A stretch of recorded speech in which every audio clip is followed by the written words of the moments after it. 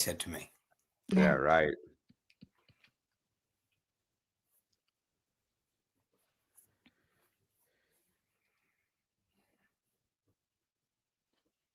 Good evening, guys. We just heard President Trump address the nation from the White House. This is our first pop-up huddle. So thanks for everyone who was joining us. We heard the president obviously tout his accomplishments of the year, but the big theme of the address was blaming Democrats, of course, which we kind of saw coming. Over and under, 17 minutes. He kept that very tight, guys. Very tight. And you could tell, like he was going, I've never heard him speak that quick. Yeah. Same here. As the first thing that I thought. He barely paused. It was just like I've been around the guy 10 years. I don't think I've ever seen him speak with that level of cadence. It was boom, boom, boom, boom, boom, boom, boom.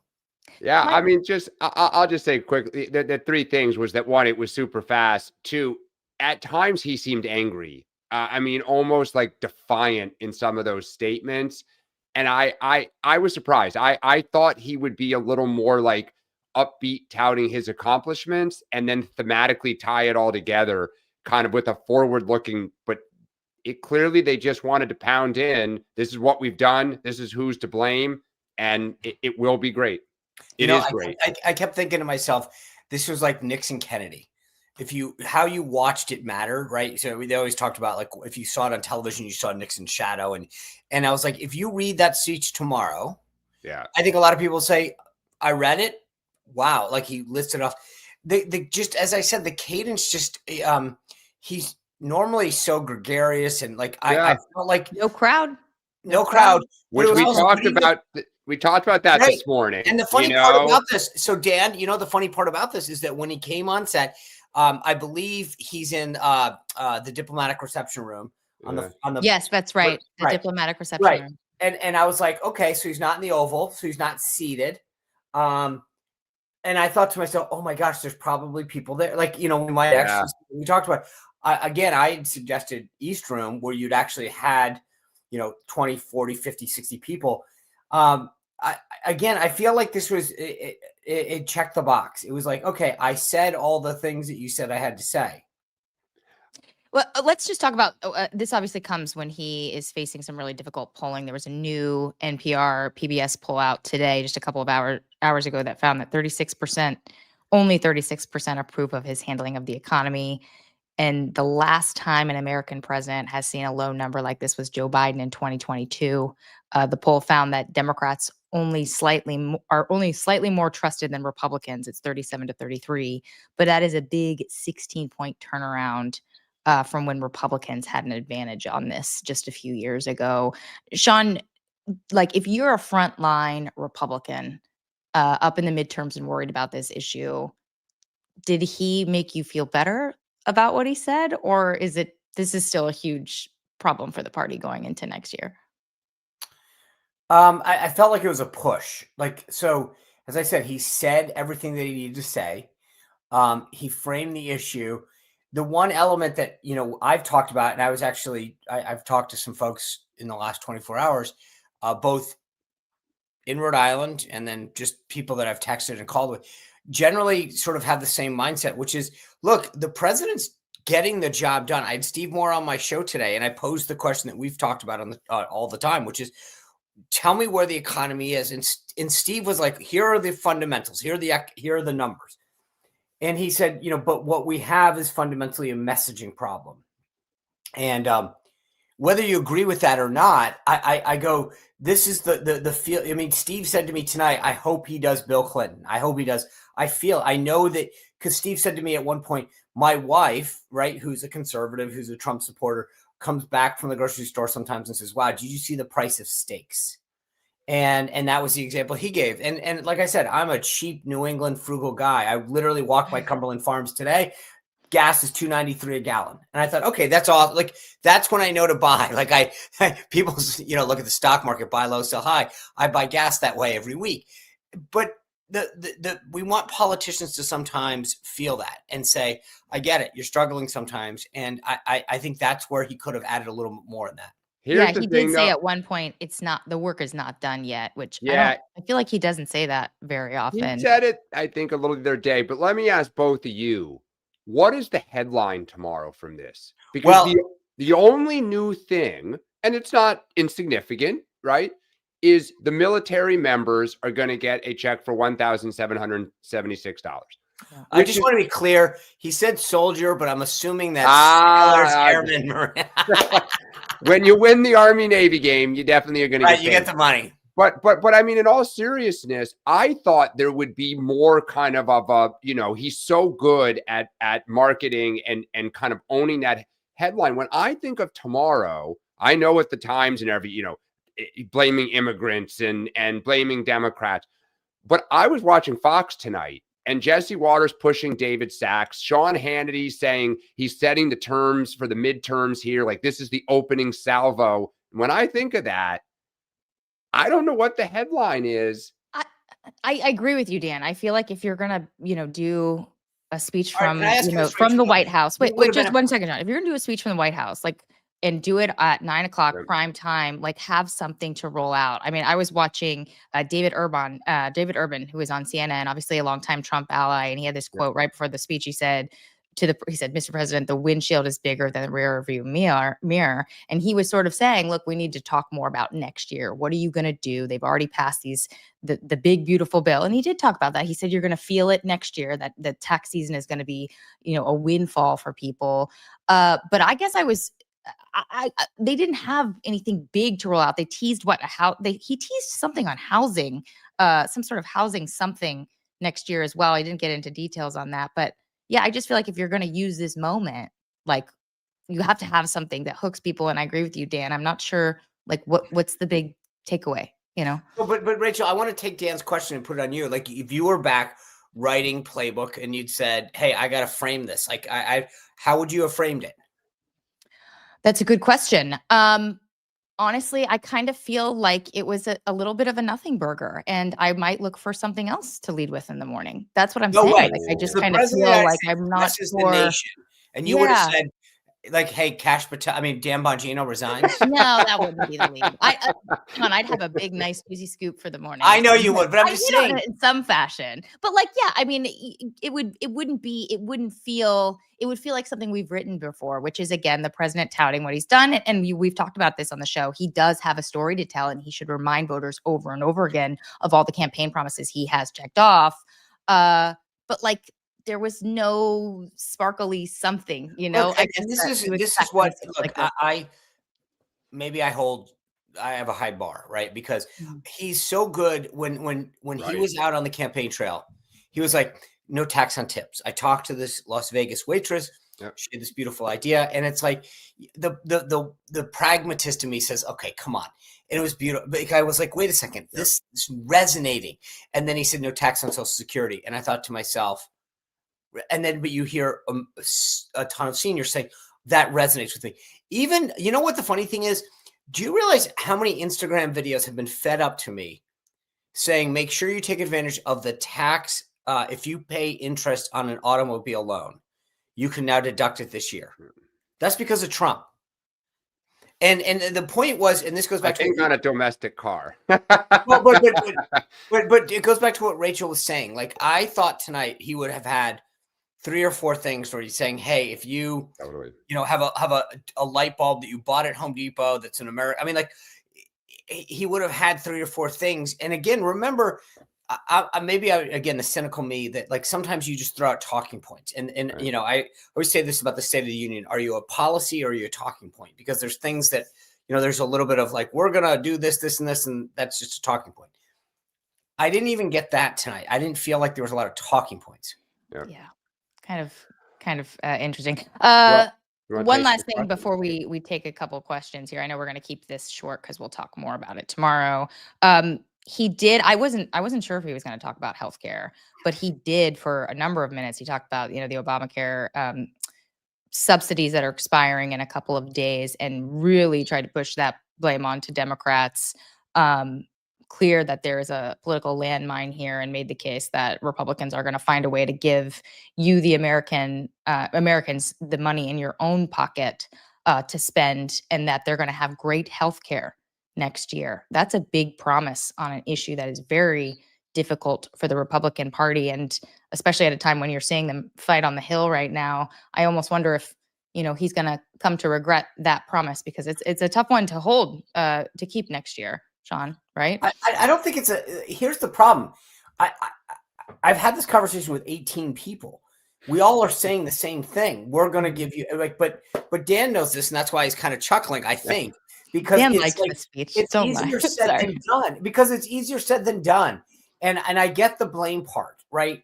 I literally had this discussion with people at dinner tonight, and everyone's like, Obamacare sucks. We got screwed. I'm like, yes, I got it. And then they're like, but what's our plan? I'm like, I got to go to the bathroom. And so, the Unaffordable Care Act. He did say right, that. but it is a good line. Part, and we're right on that. But correct. I think even the sidecar, like increasing health savings account, I'm all for that. Like, but just tell me how and when. And I get like, well, we've got to do the following. And it's like, I don't know. I feel like I'm buying a timeshare where you go in and they're like, I'm like, so tell me, how much do I owe? And they're like, well, it's in the fine print. You're never getting the real answer. And I think we as a Republican Party need to have we're not there yet with the answer. Yeah. Yeah. I mean, and that's the thing too. This is going to keep being a conversation. I mean, that is what is remarkable, is that by not extending these subsidies, we're ending the year on healthcare. We're going to start next year on healthcare. I don't get why Republicans don't just say, I would pass this sucker, send everybody home for the holidays, go cool down, be with your families, happy New Year, come back, you'll be a little complaining, but let's talk about whatever, checks for the military. You're going to come back to a discharge petition. Yeah. And we're going to talk about that more tomorrow. Last thing for you, Dan. There were a bunch of Democrats. I had my, my YouTube TV up where I could see all the different channels. And on MSNBC, when I went there was a lot of Dems talking about, we're kind of excited for this speech tonight. We think maybe we can latch on to this and like use it, use it against Republicans. Do you feel like, I know Sean and I are kind of like, there was nothing sparkly, kind of meh, but like, do you feel like there was something in there that you guys Democrats would be like, absolutely, let's take this, let's run with it? Nothing jumps out to me, but no, I think because he stuck to the teleprompter. I mean, I think he went so fast off the teleprompter that I think there'll be some kind of trolling a little bit, but no, I mean, I think, look, everything he said in terms of the border and everything, like that's what they're going to run on. And he should be proud if you're a Trump supporter, like that is what you voted for. I think what they'll say is he was defiant on the economy, which is to say, I'm bringing everything down. It's much better. Like basically he didn't say the golden age, but he got pretty close to, this is the greatest thing ever.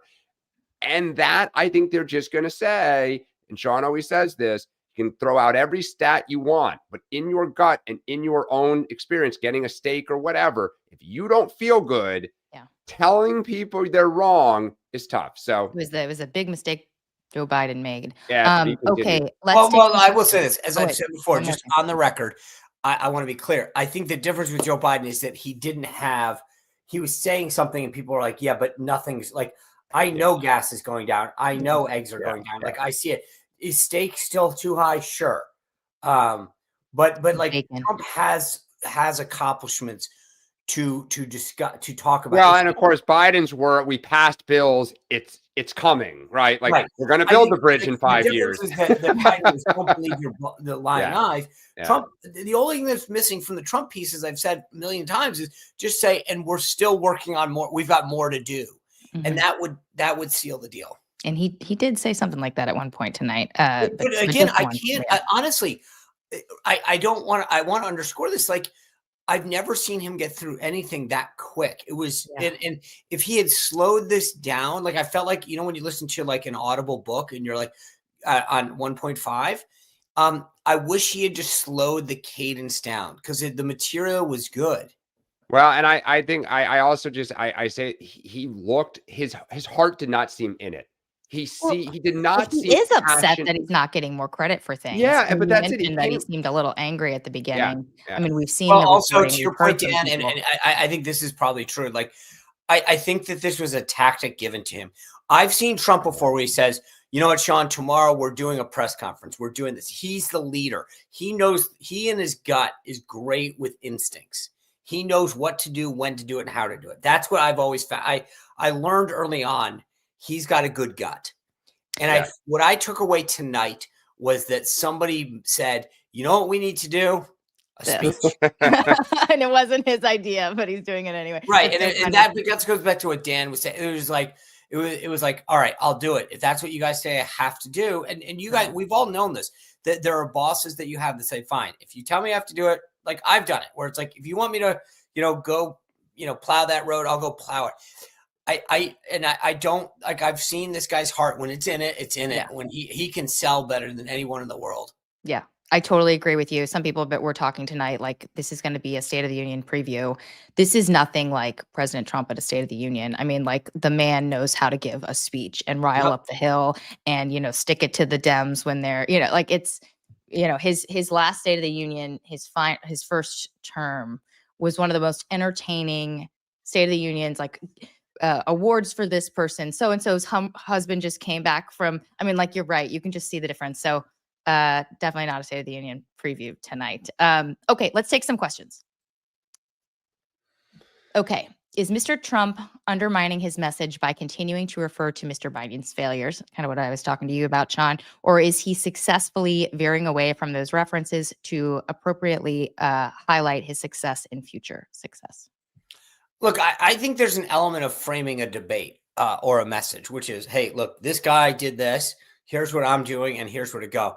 There's nothing wrong with that. And and frankly, it's very him. So I think in keeping with who he is, it makes sense. Again, I think part of it is that you have to have all of the components. Here's what happened. Here's what I'm doing. Here's where we're going. And that's the key. You can't just have one part. I think Trump loves a foil, and I think it's smart politics. Every new president does this. They always say, this is what the last guy did, and I'm fixing it. The problem is, and this is always usually true, about at the end of the first year, the public starts saying, no, you're in charge. You've been in charge. You own it. And you see it in polling starting to happen. Yeah, and I will be curious if Trump can make that shift if we're in March and you're still, banging the Biden drum. Yeah. Let's take another one. Question, Rachael. Trump delivered. Professor Kenny's back. All right. Oh, wait, before you read this, because he asked, Professor Kenny, I could not come Saturday night because the Handel's Messiah ended very late. And by getting my wife and stuff to agree to go all the way to the East Village from the Upper East Side was too much. All politics is local. So we came home. Can I even say Professor Kenny spelled my name right? Nobody ever spells my name right. Thank you. Yay. Rachael. He's a professor. There you go. Trump delivered a stump speech. Do you believe if he is able to be more specific about the benefits of his policies for 2026, he can turn independents back toward him? I think it's not just, offering specifics of what people are going to feel. They're going to need to start feeling those things. Like, he can go out there and promise healthcare is going to be cheaper and they're going to get X amount of dollars and it's going to be great. But I think until it actually happens, he's still going to continue to face this. It's just the difference between like rhetoric and making all these big promises and, following through. But I do think, and this goes back to what we were talking about at the beginning, I think he needs to articulate a vision for next year. Like, what does the second year of the second administration for this president look like? Like, what are they going to continue to do? We've heard a little bit of talk about a second reconciliation bill on Capitol Hill. Are they going to do that? What does it look like? We just haven't seen that vision. So I think that's a starting point. But obviously, people are going to need to feel it more in their pockets to give him the credit that he needs going into the midterms. I agree. Yeah, you need to sell people on, look, there's let's call it 40% on, Republican side, 40% on the Democratic side, and 20 in between. The people like Trump people, MAGA people, he could say anything and we're with him. Like, that's pretty much how it is. And I think for the people who have TDS, they're against him no matter what. People in the middle would need to be convinced every time, saying, okay, I gave you my vote. Now, what are you doing for me? and you've got to earn it. And that's to your point, Rachel. I think that he's got to be able to say, and so here's how I'm going to help you. Yeah. Couple more. Let's take maybe 2 more. If you spell Do you- Rachel's name right, you're going to have a higher degree of getting called on. Do you think he should have led off with the $1,700 for members of the military announcement? Good question. The opening seemed to rehash the campaign rhetoric that may have turned people off. Good question. I mean, yes. I think that's a great. It's a great point because it goes to, again, it got kind of buried in the lead, kind of smushed amongst all this stuff. I also think one thing that the Trump people are going to have to start thinking about, and Sean, you've started mentioning this. Trump has accomplished so much in his first term, whether I agree with you like it or you don't. He's getting in a trap of, I'm going to tell you every single thing I've done at every opportunity I get.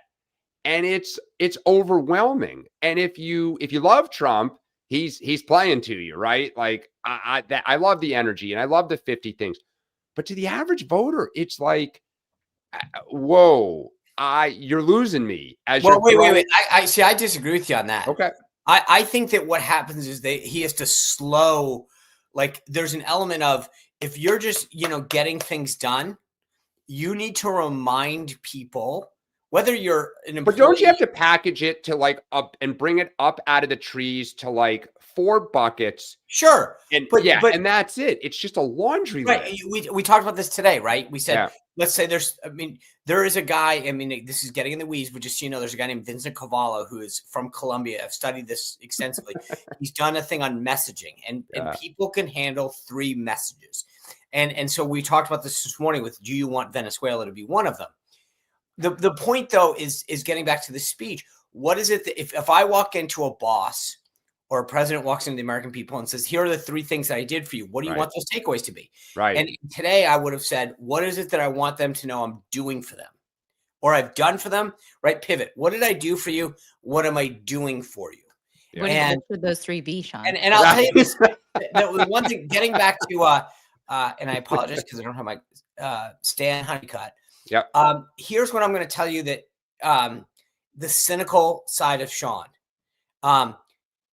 Less than 1% of America has served or is serving in America, serving in the military. And so if you're going to lead with an initiative that the fewest number of people can identify with, and as I will say this, I will appreciate this. So if it comes from me, if it comes to me, I will be very grateful. But I'm just saying that, like, if your big initiative is something that most people can't identify with, so I would have led with something more that the average person can say, I work, like no tax on tips, no tax on Social Security.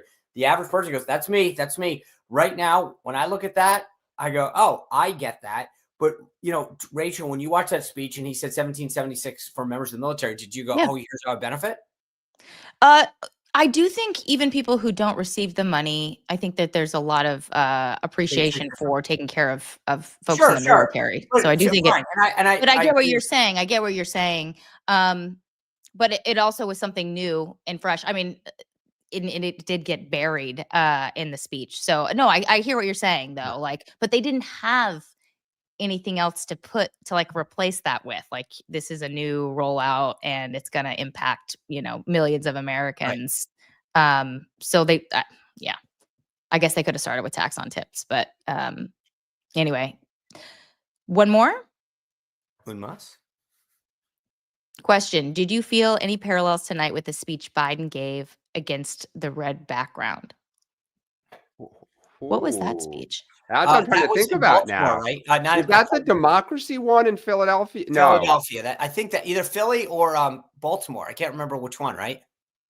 Yeah, I'm looking in the chat.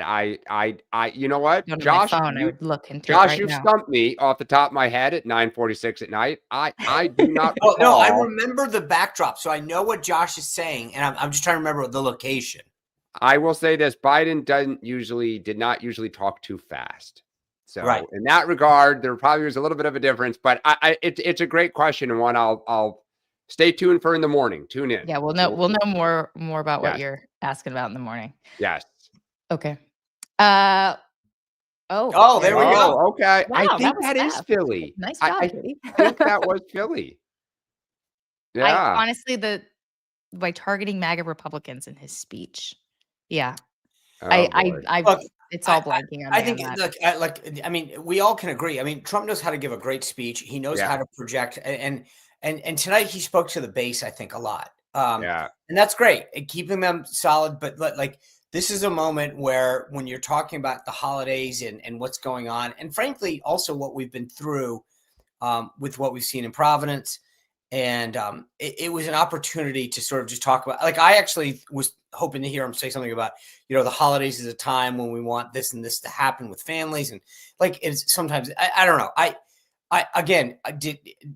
don't think it hurt him by any means, but I But it also didn't think do I much. know this is one of those moments where I feel like your kid comes home from school and you go, I know you could do better. Like, I've seen you at your best. And, Yeah.